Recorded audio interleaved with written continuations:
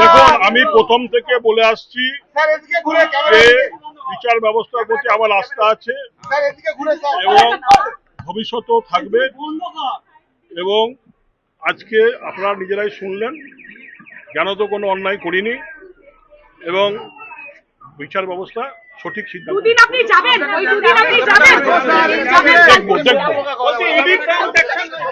জজ সাহেব যেটা বলেছেন যে for the purpose of cooperation of investigation ওনাকে 25 তারিখে এবং 26 তারিখে সকাল 11টা থেকে 5টার অবধি থাকতে হবে ইডি অফিসে।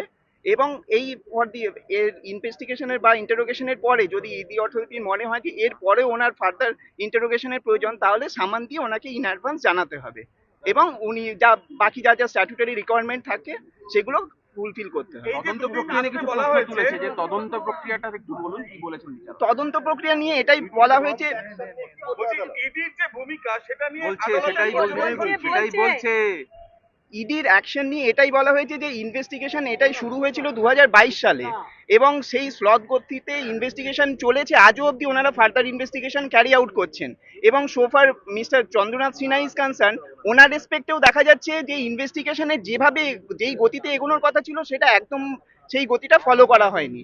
এই অবজারভেশনই আদালত করেছে। এবং